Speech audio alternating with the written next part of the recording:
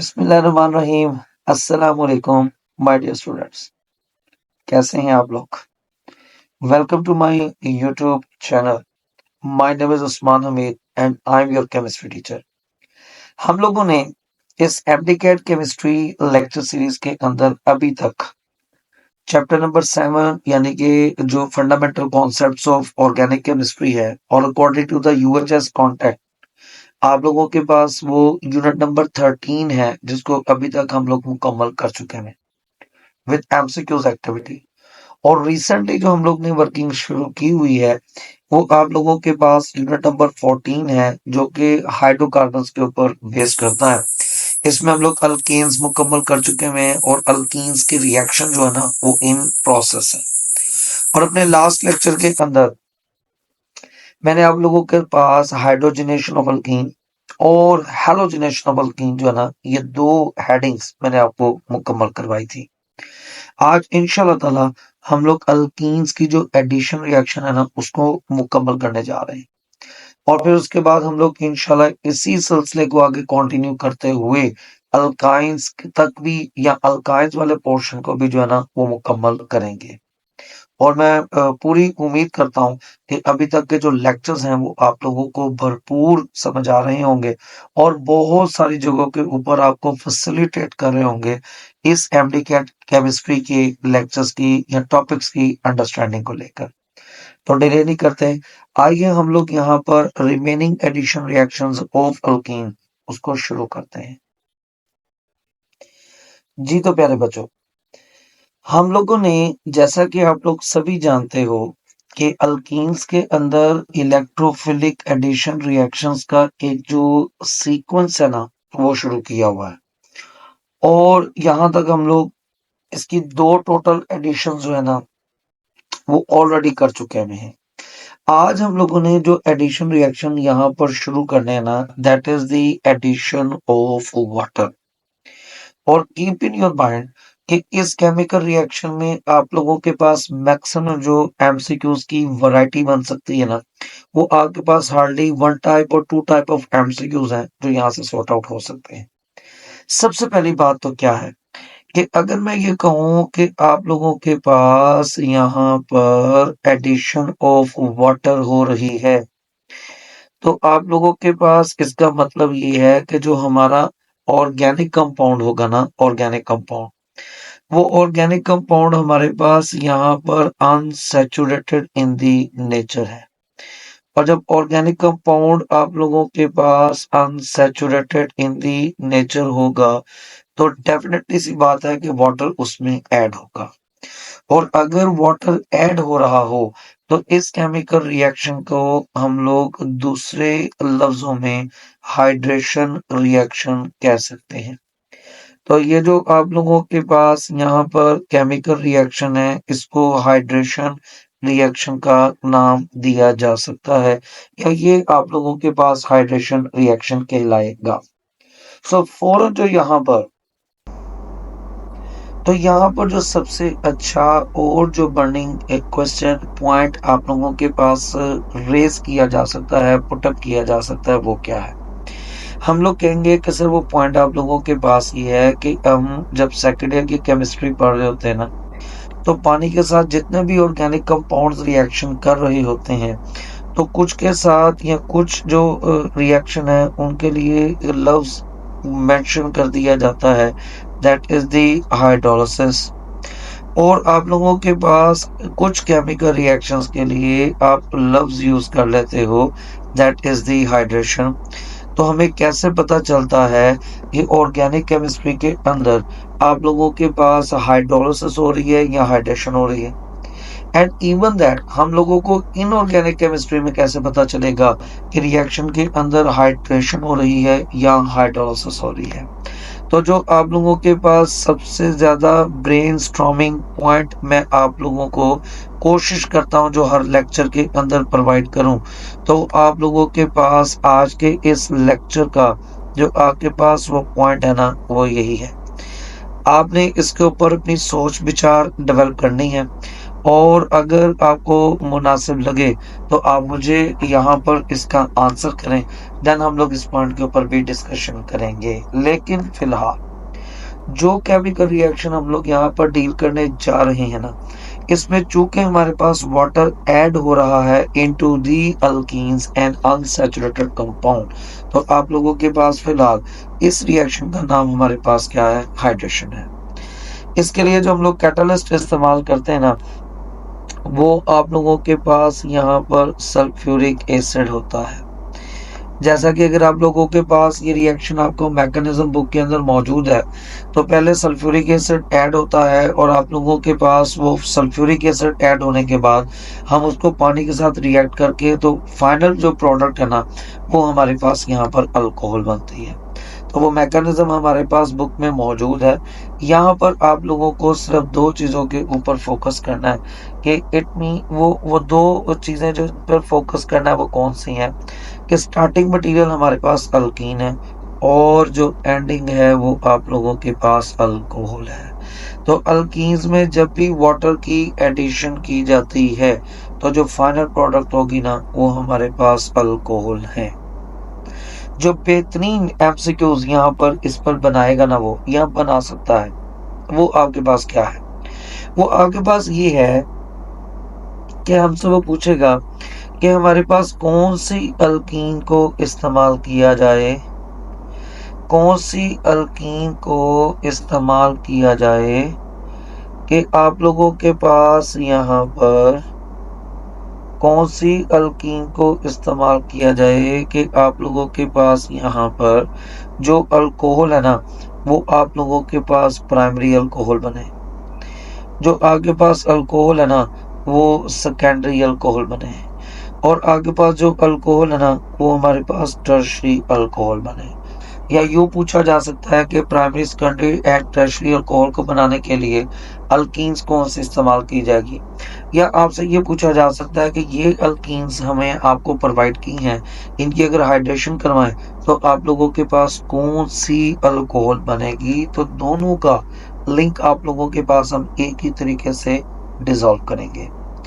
उसके लिए याद रखिएगा, उसके लिए याद रखिएगा, और वो याद रखने वाला पॉइंट क्या है, अगर आप लोगों के पास यहाँ पर ये जो अल्कीन है वो हमारे पास इथीन इस्तेमाल की जाती है, आप लोगों के पास अल्कीन में इथीन इस्तेमाल की जाती है, तो इथीन के रिजल्ट में या इथीन में जब आपके पास हाइड्रेशन करवाई जाएगी ना, तो ये प्राइमरी अल्कोहल बनेगी ऑलवेज। और ethene is the only alkyne जिसकी अगर हम लोग हाइड्रेशन करवाएं तो आप लोगों के पास जो प्रोडक्ट है ना, वो प्राइमरी अल्कोहल बनती है। इसके अलावा प्राइमरी अल्कोहल किसी भी अल्कीन में नहीं बनेगी। अगर आप लोगों के पास यहाँ पर इथीन के अलावा आप कोई और अल्कीन इस्तेमाल करते हो, but keep in your mind कि ये आप लोगों के पास जो अल्कीन्स हैं, ये हमारे पास स्ट्रेट चेन अल्कीन्स इस्तेमाल करते हो, स्ट्रेट चेन अल्कीन्स। तो इनके लिए याद रखिएगा कि हमेशा इनके रिजल्ट में आप लोगों के पास यहाँ पर सेकेंडरी अल्कोहल बनेगी, आप लोगों के पास इनके रिजल्ट में वो सेकेंडरी अल्कोहल्स को प्रिपेयर करेगा। और अगर आप लोगों के पास यहाँ पर हम लोग ब्रांच अल्कीन्स को इस्तेमाल करते हैं, ब्रांच अल्कीन्स को, और वो ब्रांच भी आप लोगों के पास कौन सी ब्रांच होंगी, जिसमें आप लोगों के पास जो अल्काइल की ब्रांच होगी ना, वो किसी एक carbon double bond carbon containing atom के ऊपर जो है ना, वो लगाई जाएगी, लाइक दिस वन।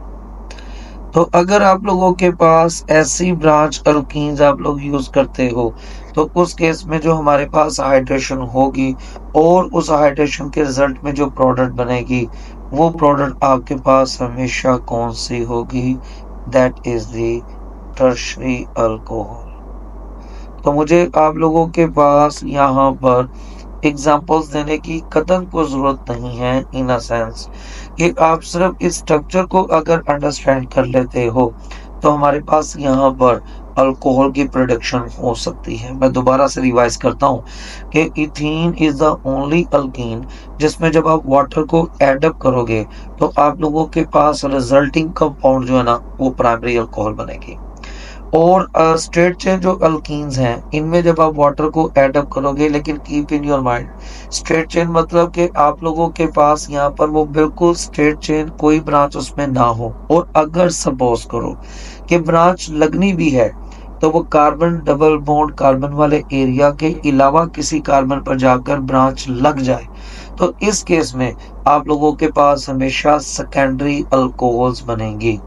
और अगर आप लोगों के पास अल्कीन्स ऐसी हैं जिनमें आप लोगों के पास सीसी डबल बॉन्ड के जो कार्बन एटम्स हैं उनके किसी एक कार्बन के साथ आपने अल्काइल की ब्रांच लगाई है, तो डेफिनेटली यहाँ पर जो अल्कोहल्स बनेंगी वो आप लोगों के पास टर्शरी अल्कोहल्स बन जाएगी। ठीक हो गया जी। इट मीन्स के आप लोगों के पास यहाँ पर ये जो अल्कीन्स हैं इनसे यूं अल्कोहल्स को प्रेडिक्ट किया जा सकता है, और इन अल्कोहल्स को प्रेडिक्ट करने के लिए आप ये अल्कीन्स जो हैं वो इस्तेमाल कर सकते हैं। तो चाहे वो अल्कोहल प्रोवाइड करके अल्कीन्स का स्ट्रक्चर पूछे, या आप लोगों के पास अल्कीन्स प्रोवाइड करके अल्कोहल का स्ट्रक्चर पूछे, दोनों केस में हमारा आंसर यहाँ पर बिल्कुल क्लियर कट है। ठीक हो गया। तो इसकी प्रैक्टिस जरूर कीजिएगा। इस टॉपिक में से other than this type of MCQs और किसी का फिलहाल चांस अवेलेबल नहीं है। ओके, तो आप वैसे जरा अपने तौर पर अगर आप इसकी थोड़ी सी प्रैक्टिस करना चाहते भी हो तो मैं आपको दो एक स्ट्रक्चर्स प्रोवाइड करता भी हूँ। आप डेफिनेटली उसकी हाइड्रेशंस करवा कर देखें।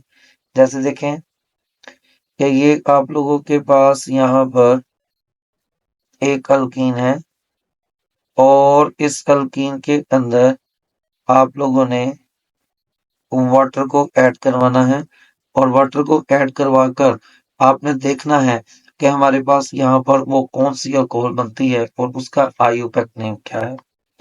सिमिलर इन दी वे एक और स्ट्रक्चर हम लोग बना लेते हैं अपनी प्रैक्टिस के लिए। CH3 CH3 double bond and CH2।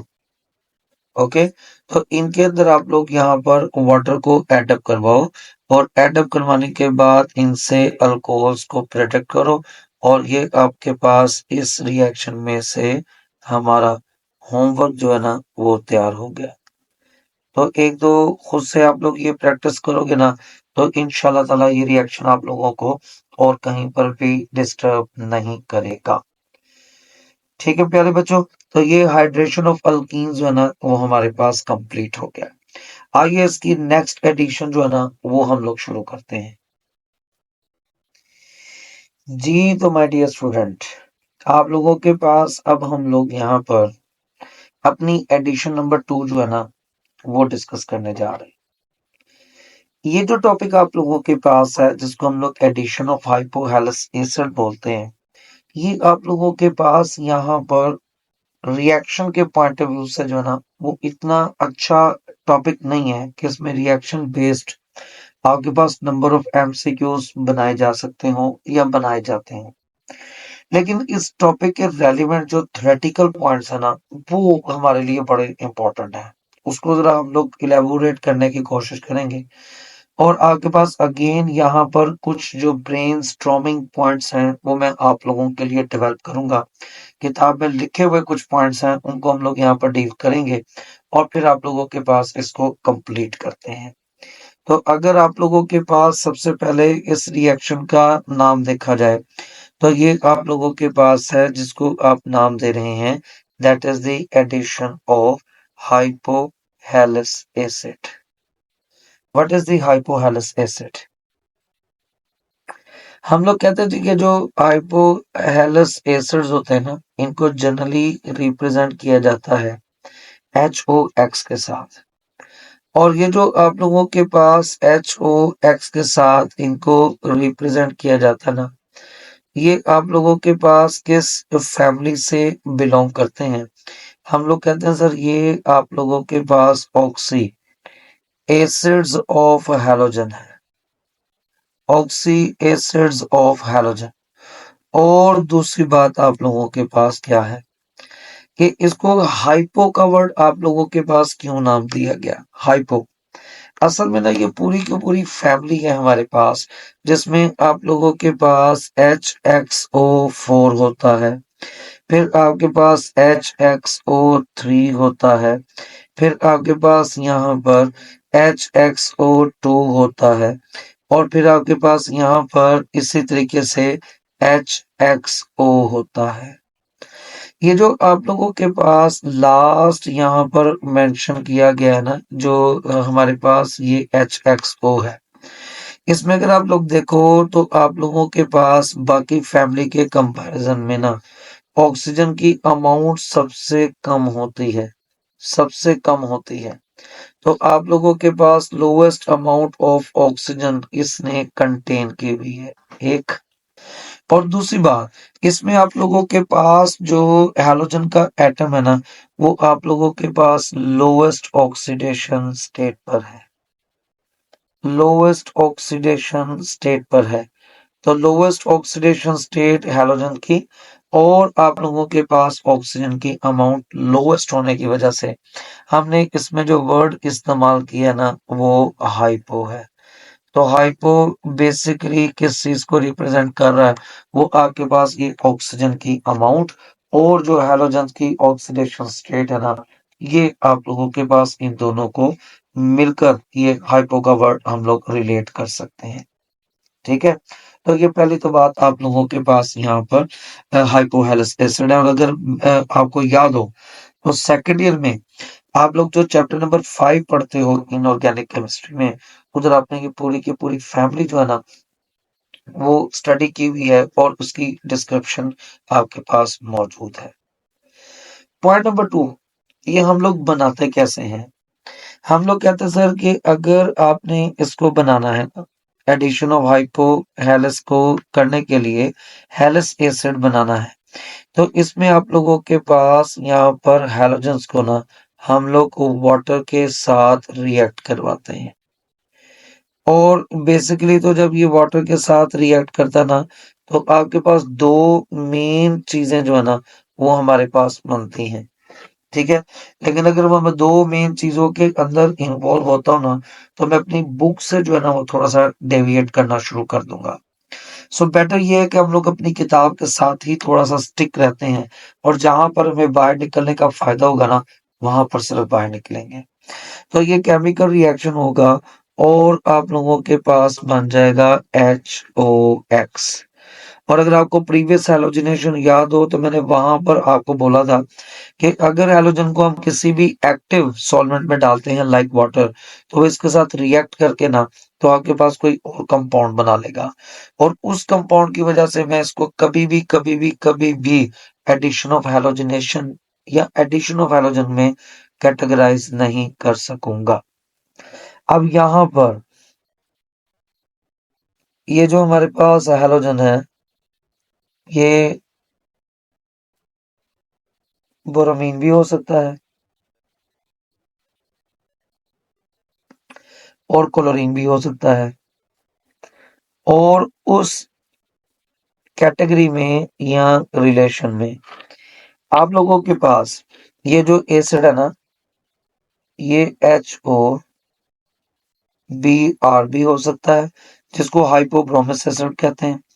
और ये आप लोगों के पास यहाँ पर HOCl भी हो सकता है, जिसको आप लोग हाइपोक्लोरिक एसिड कहते हैं।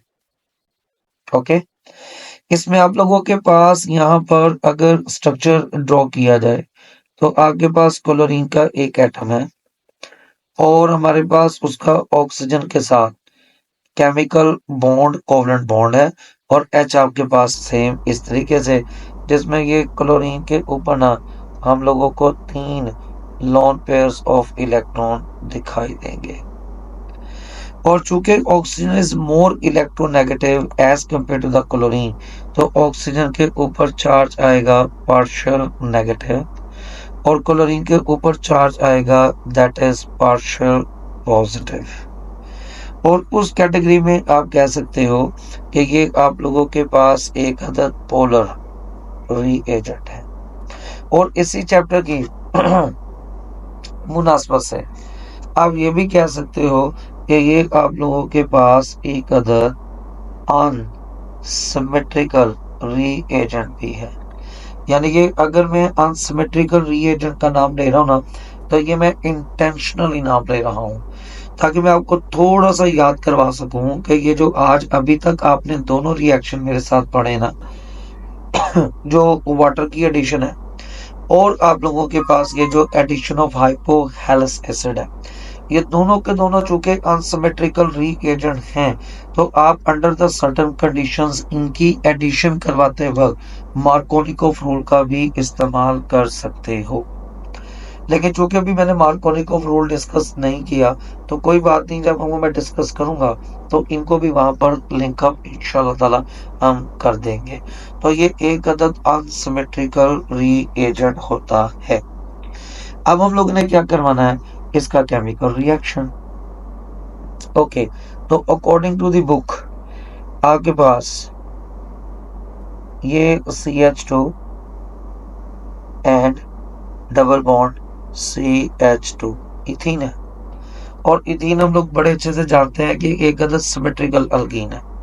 और अगर ये आप लोगों के पास एक अदद सिमेट्रिकल अल्कीन है, तो इसका मतलब ये है कि चाहे रिएजेंट आपके पास अब सिमेट्रिकल है या नहीं है, रिएक्शन जो होगा ना वो आपके पास नॉर्मली प्रोसीड करेगा। और इसके ऊपर हम लोग मार्कोनिकोव रूल अप्लाई नहीं कर पाएंगे, क्योंकि मार्कोनिकोव रूल के लिए अल्कीन का भी अनसिमेट्रिकल होना जरूरी है। सो बहरकैफ आप लोगों के पास यहाँ पर ये रिएक्शन होगा और HOCl को हम लोग ऐड करेंगे। आपकी अपनी मर्जी है कि आप लोग यहाँ पर किसी एक कार्बन को OH प्रोवाइड करेंगे और किसी एक कार्बन को हम लोग H प्रोवाइड करेंगे। सो इस पॉइंट ऑफ व्यू से हम लोग कहते हैं कि CH2 same as it is, CH2 same as it is, और एक आपके पास OH अटैच होगा यहाँ और एक आपके पास Cl अटैच हो जाएगा यहाँ। और ये जो आप लोगों के पास प्रोडक्ट बनी है ना, इस प्रोडक्ट का नाम आप लोगों के पास क्या है? इस प्रोडक्ट को नाम दिया जाता है दैट इज द क्लोरोहाइड्रेट्स। इनको हम लोग नाम देते हैं chlorohydrates due to the presence of two functional group, one is the halogen and other is the OH group, chlorine और OH क्लोरोहाइड्रेट। अब अगर आप लोगों से वो पेपर में पूछ ले कि भाई बताओ कि ये जो क्लोरोहाइड्रेट हमारे पास बनता है, क्लोरोहाइड्रेट जो हमारे पास बनता है, ये किस फैमिली से बिलोंग करना चाहिए, तो हम लोग उसको कहेंगे कि सर अगर ये क्लोरोहाइड्रेट आप लोगों के पास है और आपने यहाँ पर इसकी फैमिली डिटरमिन करनी है ना, तो मैंने चैप्टर नंबर 7 यानी कि वो जो फंक्शनल ग्रुप वाला टॉपिक था उधर आपको ये बताया था कि जब दो फंक्शनल ग्रुप कंटेनिंग कोई ऑर्गेनिक कंपाउंड मुझे मिलता है, तो मुझे देखना है कि वो प्रायोरिटी लिस्ट में पहले कौन है और प्रायोरिटी लिस्ट में दूसरे नंबर पर कौन आता है। तो मैंने आपको वहां पर चैप्टर नंबर 7 में ऑलरेडी ये पॉइंट जो है ना वो एक्सप्लेन किया हुआ है। अब अगर क्लोरीन और आप लोगों के पास जो यहाँ पर हाइड्रोक्सिल ग्रुप है ना, इन दोनों का जब आप आपस में कंपैरिजन करोगे और इनको प्रायोरिटी लिस्ट में जाकर चेक करोगे ना, तो आपको पता चलेगा कि OH ग्रुप जो है ना ये आपके पास प्रायोरिटी लिस्ट में पहले आएगा। और अगर ये आप लोगों के पास प्रायोरिटी लिस्ट में पहले आ जाता है, तो इट मींस कि आप ये कहेंगे कि ये जो आप लोगों के पास क्लोरोहाइड्रेट है ये बिलोंग करेगी अल्कोहल्स के साथ, ये बिलोंग करेगी अल्कोहल के साथ। और अगर आप लोगों के पास यहाँ पर इनका नाम बनाया जाए, IUPAC नेम बनाया जाए, तो इनको हम लोग नाम देंगे that is the halo alkanols, halo alkanol. तो आप लोगों के पास ये इनका आईयूपैक नेम बन जाएगा और कोई बड़ी बात नहीं है कि इन इंफॉर्मेशंस के ऊपर आप लोगों के पास एमसीक्यूज बने। ओके, तो एक ये चीज जो है ना वो मैंने इसमें आपको इलेबोरेट करनी थी और ये आप लोगों के पास डेफिनेटली एमसीक्यूज के पॉइंट ऑफ व्यू से ना पेपर में पूछी जा सकती है। दूसरी चीज जो मैंने आपके अगेन यहाँ पर थोड़ी सी हैंडओवर करनी है वो क्या है, वो आप लोगों के पास ये है कि अगर फर्ज करो कि मैं यहाँ पर ये जो हमारे पास अल्कीन्स हैं इनमें अगर आपके पास मैं सपोज इस्तेमाल कर लेता हूँ दैट इज द प्रोपीन।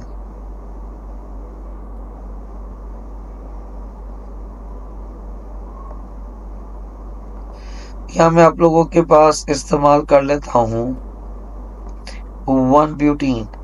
तो अगर आप लोगों के पास ये कंपाउंड मैं यूज करता हूँ तो ये जो आप लोगों के पास सारे के सारे कंपाउंड है ना यानी कि दोनों ये आप लोगों के पास यहाँ पर अनसिमेट्रिकल अल्कीन्स में आ जाते हैं। और अगर आप लोगों के पास ये अनसिमेट्रिकल अल्कीन में आते हैं तो डेफिनेटली वो आपसे पूछेगा कि किस अल्कीन के अंदर ऐड करवाते वक्त आप लोगों के पास हम मार्कोनिकोफ रूल को फॉलो करेंगे। तो आप लोगों ने याद रखना है कि ऐसे तमाम स्ट्रक्चर्स जो कि अनसिमेट्रिकल अल्कीन्स में आएंगे अगर वो यहाँ पर इस्तेमाल किए जाते हैं तो आप लोगों के पास इनमें रिएक्शन करवाते वक्त हम लोग मार्कोनिकोफ रूल को फॉलो करेंगे। हमारे यहाँ ना जो बच्चे हैं बेसिकली वो अक्सर बेहतर ये मार्कोनिकोफ रूल को पढ़ते वक्त ना जो मिसअंडरस्टैंडिंग करते हैं जो मैंने ऑब्जर्व की है वो ये है कि अगर आपके पास सपोज करो अल्कीन अनसिमेट्रिकल नहीं है या आप लोगों के पास अल्कीन अनसिमेट्रिकल है रीएजेंट अनसिमेट्रिकल नहीं है तो वो कहते हैं सर कि इनके दरमियान रिएक्शन होगा ही नहीं क्योंकि मार्कोनिकोफ रूल एप्लीकेबल नहीं हो रहा। तो ये बिल्कुल गलत है। रूल आप लोगों के पास सिर्फ इसलिए यूज किया जाता है कि वो आपको बताएगा कि हमारे पास यहाँ पर एडिशन करते वक्त नेगेटिव और पॉजिटिव पार्ट इन दोनों कार्बन में से अगर किसी एक कार्बन पर आपने अटैच करने हैं तो कौन सी प्रोडक्ट ज्यादा स्टेबल बनेगी जिसकी वजह से वो रूल डेवलप किया गया और अभी इंशाल्लाह ताला मैं आपको वो भी एक्सप्लेन कर दूंगा मुकम्मल। तो रिएक्शन ने हर सूरत हो जाना है। रूल एप्लीकेबल आप लोगों के पास इस सेंस में होगा कि वो आपको बताएगा कि इस रिएक्शन करने में दो तरह की प्रोडक्ट बन सकती हैं और वो दो तरह की प्रोडक्ट में स्टेबल कौन है और अनस्टेबल कौन है इसको एक्सप्लेन करने के लिए सिर्फ मार्कोनिकोफ रूल है। उसका ताल्लुक रिएक्शन होने या ना होने से कतई नहीं है। याद रहेगा। होप सो कि मेरी ये बात जो है ना वो आपको अंडरस्टैंड लाजमी तौर पर हो रही होगी। अब जो मैंने आपको फिर अगेन वो जो थोड़ा सा सोच विचार करने के लिए एक सवाल प्रोवाइड करके देना है ना वो क्या है, जब आप लोग ये रिएक्शन आप लोगों के पास किताब में पढ़ोगे ना तो इसकी एक लाइन के अंदर लिखा हुआ है कि इस केमिकल रिएक्शन के अंदर जो सॉल्वेंट होता है ना और सॉल्वेंट कौन है वो आप ऑलरेडी पढ़ चुके हैं कि आपके पास इसमें जो सॉल्वेंट है दैट इज दी वाटर। तो वो कहता है कि आप लोगों के पास ये जो सॉल्वेंट होगा ना वो इसी क्लोरोहाइड्रेट के साथ रिएक्ट भी कर सकता है और अगर इसी क्लोरोहाइड्रेट के साथ वो रिएक्ट कर सकता है ना तो आपने मुझे प्रिडिक्ट करके देना है, एस्टिमेट करना है, अंदाजा लगाना है कि हमारे पास यहाँ पर ये जो प्रोडक्ट है जिसको आप क्लोरोहाइड्रेट कह रहे हो आप लोगों के पास इसके ऊपर इफेक्ट ऑफ सॉल्वेंट क्या होगा, इफेक्ट ऑफ सॉल्वेंट क्या होगा। यानी कि आपने इसमें प्रेडिक्ट करना है कि अगर बाय चांस इस प्रोडक्ट के साथ वाटर रिएक्ट कर जाता है तो फिर आपके पास फाइनल प्रोडक्ट जो होगी वो किस चीज में कन्वर्ट होकर आपके पास अवेलेबल होगी। यानी कि फाइनल प्रोडक्ट हमारे पास कौन सी होगी, ये आपने इसके ऊपर थोड़ी सी वर्किंग करनी है। ओके, हिंट मैं दे देता हूँ आपको कि इसमें इस प्रोडक्ट की ना हाइड्रोलिसिस हो जाएगी, और उस हाइड्रोलिसिस से क्या बनेगा ये आप लोग थोड़ा सा अंदाजा लगाने की कोशिश कीजिएगा। तो ये हमारे पास इसका रिएक्शन नंबर 2 है, जिसको आप एडिशन ऑफ हाइपोहेलिस एसिड बोलोगे। ठीक है बच्चे, होप सो ये रिएक्शन भी आपको समझ आया होगा, और वो जो एरियाज हैं एमसीक्यूज वाले वो आपने जरूर पिक किए होंगे। ओके ओके जी प्यारे बच्चों, आप लोगों के पास इस एडिशन रिएक्शन के अंदर हमारे पास लास्ट कैटेगरी जो है ना, मैं वो आप लोगों के पास शुरू करने जा रहा हूँ, और वो लास्ट कैटेगरी है that is the addition of HX। ये जो आप लोगों के पास यहाँ पर HX है, HX ये किस चीज को रिप्रेजेंट करता है, और आपके पास ये है क्या। इससे पहले कि मैं शुरू करूं तो आप ये ज़हन में रखिएगा कि सर ये जो रिएक्शन है ना, ये आपके पास बहुत इंपॉर्टेंट है। मतलब इसमें ना हमारे पास लिटरली जो वैरायटी है ना एमसीक्यूज की, वो थोड़ी अच्छी और बेहतर बनती है। लाइक शुरुआत करते हैं। तो आप लोगों के पास ये जो HX है, ये हम इसका नाम क्या होगा। हम लोग कहते हैं सर कि ये ना हेलोजेनिक एसिड्स होते हैं। ये आपके पास हेलोजेनिक एसिड्स होते हैं, और अगर मैं आपको कहूं कि इनका रिएक्टिविटी ऑर्डर क्या होगा स्पेसिफिकली इस केमिकल रिएक्शन के रिगार्डिंग, तो आप कहोगे कि सर इसमें आपके पास सबसे जो फास्टेस्ट रिएक्शन शो करेगा ना वो HI करेगा। देन आप लोगों के पास नंबर 2 पर जो होगा ना वो आप लोगों के पास HBr होगा। फिर आपके पास नंबर 3 पर जो होगा ना वो HCl होगा, और नंबर 4 पर आप लोगों के पास HF होगा। और इसकी रीजन इंतहाई आसान है कि हम जानते हैं कि जो आपके पास इलेक्ट्रोफिलिक एडिशन रिएक्शंस होते हैं ना, उसमें आपके पास यहाँ पर सबसे पहले पॉजिटिव पार्ट ने जो ना वो ऐड होना होता है, और ये चूंकि एसिड है तो जो अपना H यानी कि पॉजिटिव पार्ट जितनी जल्दी डोनेट करेगा, हम लोग कहेंगे वो उतना ही फास्टेस्ट रिएक्शन हम लोगों को शो करेगा। ठीक है, तो इसकी मुनासबत से ये पॉइंट आप लोगों ने यहाँ पर याद रखना है। इस केमिकल रिएक्शन को आप लोगों के पास नाम क्या दिया जा सकता है। हाँ, हम लोग कहते थे कि अगर इसको नाम देना है ना, तो इसको हम लोग कह सकते हैं कि that is addition of halogenic acid, acid sorry. और अगर हेलोजेनिक एसिड नहीं कहना तो एडिशन ऑफ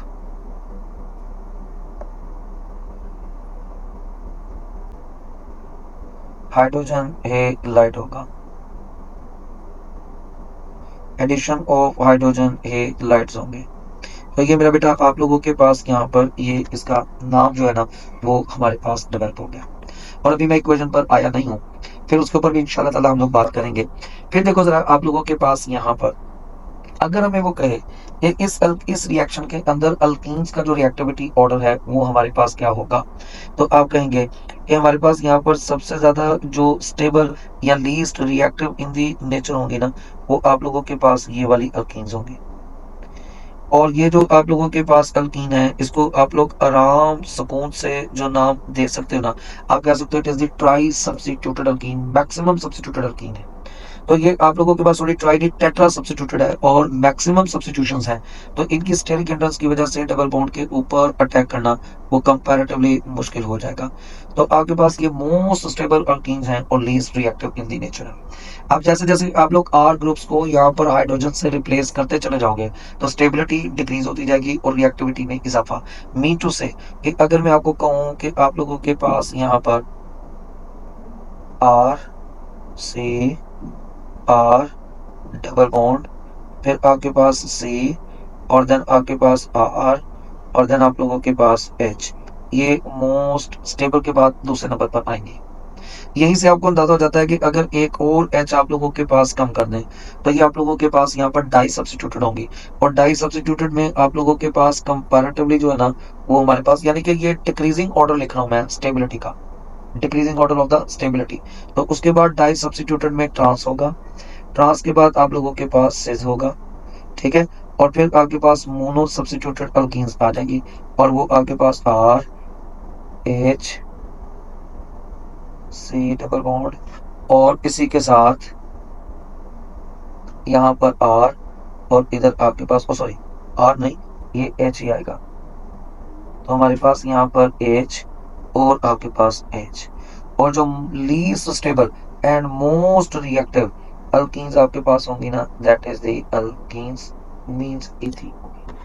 तो ये जो कहानी हम लोग यहाँ पर इसकी एडजस्ट कर रहे हैं वो मैं ये एक्सप्लेन कर रही है कि अल्कीन आप लोगों के पास as much as possible substituted होती जाए तो अल्टीमेटली वो स्टेबलाइज होती जाएगी और उसकी रिएक्टिविटी जो है ना वो कम होती चली जाएगी। ओके हो गया।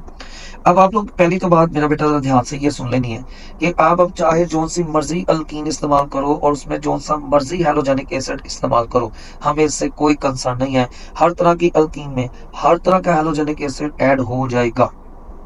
ओके, इशू क्या है, पॉइंट ऑफ व्यू क्या है, वो सुनना और समझना आप लोगों ने, वो सुनना और समझना है आप लोगों ने। और वो ये है कि हम लोग कहते हैं सर कि फर्ज करें कि आप लोगों के पास यहाँ पर ना एक अल्कीन आ जाती है जिसको हम लोग मेंशन करते हैं, दैट इज CH3, फिर आपके पास CH और आप लोगों के पास डबल बॉन्ड और यहाँ पर CH2।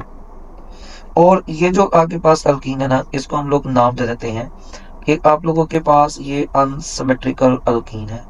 जनरली जो आप लोगों के पास अनसिमेट्रिकल या सिमेट्रिकल अल्कीन के बारे में हम लोग यहाँ पर अंदाजा लगाया करते हैं ना, वो आप लोगों के पास carbon atom around the double bond पाए जाते हैं उसके बिहार पर। लेकिन जब आप ये एडिशन रिएक्शन करवा रहे हैं और मार्कोनिकोव रूल को फॉलो कर रहे हैं तो उस केस में हम लोग कहते हैं कि हमें कार्बन एटम्स पर फोकस नहीं करना, हम लोगों को यहाँ पर फोकस करना है कार्बन एटम्स के साथ जुड़े हुए इन हाइड्रोजन एटम्स का। और देखना है कि अगर आपके पास अनसैचुरेशन के अलोंग जो हाइड्रोजन के एटम्स हैं अगर वो इक्वल हैं तो फिर ये वाली अल्कीन्स हमारे पास सिमेट्रिकल अल्कीन्स होंगी, रिएक्शन दे देंगी, लेकिन आप लोगों के पास रूल मार्कोनिकोव रूल अप्लाई नहीं होगा, क्योंकि उस रिजल्ट में आप लोगों के पास जो प्रोडक्ट होगी ना it will remain same, single type of product ही आपके पास बनेगी। लेकिन अगर हाइड्रोजन एटम अनइक्वल हैं तो फिर ये अल्कीन आप लोगों के पास अनसिमेट्रिकल अल्कीन है, और अगर ये अनसिमेट्रिकल अल्कीन है तो एडिशन भी होगी और रूल भी लगेगा। और उसकी वजह यह है कि आप लोगों के पास ना यहाँ पर दो तरह की प्रोडक्ट बनने का चांस होता है। ओके, तो रूल बेसिकली आपको एक्सप्लेन करने आ रहा है कि भाई दो प्रोडक्ट अगर बन रही हैं तो आपने किस प्रोडक्ट को ज्यादा फोकस करना है या कौन सी आपके पास मेजर होगी। ओके, इसमें हम लोग ऐड कर रहे हैं दैट इज HBr, और आप लोगों के पास यहाँ पर जो HBr है ना, HBr that is a hydrogen bromide, और रिएजेंट भी जो आप या दूसरा रिएक्टेंट भी जो है ये आपके पास पोलर इन दी नेचर है, और ये पोलर इन दी नेचर होने की वजह से अनसिमेट्रिकल रिएजेंट ही कहलाएगा। क्योंकि अगर नॉन पोलर होंगे ना तो फिर आपके पास अगेन दो प्रोडक्ट बनने का कोई चांस नहीं है, फिर आपके पास रूल को ही पर भी अप्लाई करने की जरूरत नहीं है, सिंपल रिएक्शन करवाएं और प्रोडक्ट की फॉर्मेशन मुकम्मल करें। और फॉर्चुनेटली ये जो तीनों रिएक्शन हम लोग इकट्ठे कर रहे हैं ना, तीनों में जो चीजें हम अल्कीन्स में ऐड अप कर रहे हैं ना वो आपके पास पोलर ही है। तो ये आप लोगों के लिए यहाँ पर एक पॉइंट है कि क्या इन तीनों रिएक्शंस पर मार्कोनिकोव रूल लग सकता है, तो आंसर इज यस, लग सकता है। और इससे पहले वाली एडिशंस पर कोई मार्कोनिकोव रूल फिलहाल अप्लाई नहीं करना, याद रहेगा। नाउ लिसन टू मी कि ये रूल क्या है, बल्कि क्या है से कहीं ज्यादा ये रूल क्यों है वो सीखेंगे हम लोग। मैं आपको कहता हूँ जी कि आप लोगों के पास ना हमें पता है कि इलेक्ट्रोफिलिक एडिशन में ना सबसे पहले जो चीज ऐड अप होती है वो आप लोगों के पास यहाँ पर positive part of the reagent add होता है। और अगर positive part of reagent add हो रहा है तो नेगेटिव को ऐड किए बगैर हम इस रूल की एक्सप्लेनेशन आराम सुकून से बना सकते हैं और अंडरस्टैंड कर सकते हैं। देखो, मैंने ना इस पोलर रीएजेंट को ऐड करने के लिए ना तो यहाँ पर ये जो पाई बॉन्ड है ना, पाई बॉन्ड इसको ब्रेक करना है,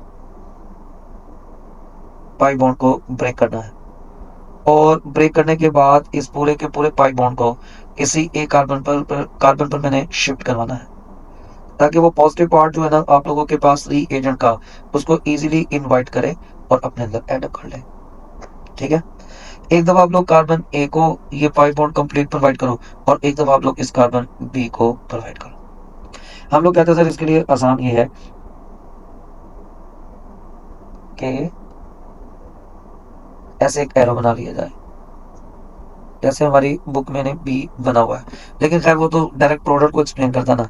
अब ये आपके पास यहाँ पर पाई बॉन्ड टूटेगा और टूटने के बाद किसी एक कार्बन को आपने पॉजिटिव चार्ज और किसी एक को नेगेटिव कर देना। सपोज मैं पहले नेगेटिव को जो है ना ए वाले को वो नेगेटिव बनाता हूँ और एच को इसके साथ जोड़ देता हूँ, और जैसे ही मैं जोड़ूंगा तो आपके पास यहाँ पर CH3 CH2 and CH2 and positive charge आ गया, क्योंकि हमने इसका पाई बॉन्ड दूसरे कार्बन को दिया था ताकि वो अपकमिंग हाइड्रोजन एटम को as much as possible facilitate कर सके। इन सेकंड केस आप लोगों के पास जो पॉजिटिव पार्ट है ना वो मैं ये बी कार्बन को देता हूँ और पाई बॉन्ड ब्रेक करके उसके ऊपर शिफ्ट करते हैं CH3 CH2 एंड CH2 ओ आपके पास सॉरी CH3 और इसके ऊपर आ जाना था पॉजिटिव चार्ज। और जरा सोचो आपने यहाँ पर ये दो चीजें बना ली, इन दोनों चीजों को मैं नाम क्या दूंगा? आप लोगों के पास ये जो दोनों की दोनों चीजें हैं ना ये इस रिएक्शन की इंटरमीडिएट्स कहलाएंगी, इंटरमीडिएट, और ये भी आपके पास क्या है? इंटरमीडिएट। ओके, तो ये दोनों के दोनों ही आपके पास इंटरमीडिएट होते हैं, इंटरमीडिएट। और यहाँ पर देखो तो आपके पास जो इंटरमीडिएट है ना, इंटरमीडिएट ये अगर गौर से देखा जाए तो प्राइमरी कार्बोकेटाइन है, और इसको अगर गौर से देखा जाए तो ये सेकेंडरी कार्बोकेटाइन है। एग्री? और जरा याद करके बताओ, हमने ये जो कार्बोकेटाइन की स्टेबिलिटी ऑर्डर पढ़ी थी, हमने कहा था टर्शियरी सबसे ज्यादा स्टेबल, सेकेंडरी नंबर 2 पर, और प्राइमरी आप लोगों के पास सबसे लीस्ट है। और ऑर्गेनिक केमिकल रिएक्शंस के अंदर ये रूल होता है, ये जो हमारे पास यहाँ पर रेट ऑफ रिएक्शन है या आप लोगों के पास ईज ऑफ रिएक्शन है, ये directly proportional to the stability of intermediate है, स्टेबिलिटी ऑफ इंटरमीडिएट है। जितना इंटरमीडिएट स्टेबल बनेगा आपके पास उस प्रोडक्ट के बनने के चांस हमारे ज्यादा होंगे, और जितनी प्रोडक्ट आपका इंटरमीडिएट अनस्टेबल होगा उस प्रोडक्ट के बनने के चांस उतने ही कम हो जाएंगे। इसका मतलब ये है कि अगर आप लोग यहाँ पर इस केमिकल रिएक्शन को देखो, यहाँ तक रोको, तो आपके पास चूंकि यहाँ पर सेकेंडरी कार्बोकेटाइंस बन रहे हैं और सेकेंडरी कार्बोकेटाइन आपके पास मोस्ट स्टेबल है एज कंपेयर टू दी ये जो प्राइमरी कार्बोकेटाइन है जो कि हमारे पास लीस्ट है। तो आपके पास इट मींस कि कौन सी चीज ज्यादा क्वांटिटी में बनेगी, हम कहते हैं डेफिनेटली जो ज्यादा स्टेबल है, तो ये आपके पास ज्यादा स्टेबल है तो ये ज्यादा क्वांटिटी में बन जाएगी, एंड अप्रोक्सीमेटली ये आपके पास 97% है और ये आपके पास ओनली 3%। तो जो ज्यादा क्वांटिटी में है इट मींस वो थर्मोडायनामिकली मोर स्टेबल है, और आप लोगों के पास यहाँ पर ज्यादा बनने के चांसेस भी उसके हैं, वो मेजर है। अब अगर ये मेजर है तो इस Br का जो नेगेटिव पार्ट होगा ना वो अब आप लोगों के पास अटैक करेगा अल्टीमेटली किसके ऊपर? जो ज्यादा क्वांटिटी में बना है, और ज्यादा क्वांटिटी में चूंकि ये बना है तो आप लोगों के पास इस रिएक्शन की जो फाइनल प्रोडक्ट होगी that is CH3 CH CH3 and Br, तो ये आप लोगों के पास 2 ब्रोमो प्रोपेन बन जाती है।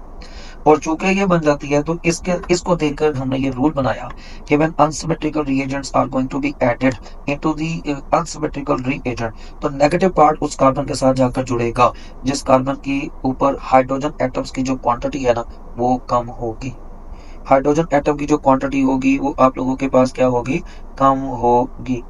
तो आप लोगों के पास यहाँ पर ये एडिशन जो है वो इस तरीके से मार्कोनिकोव रूल के अकॉर्डिंग बनी।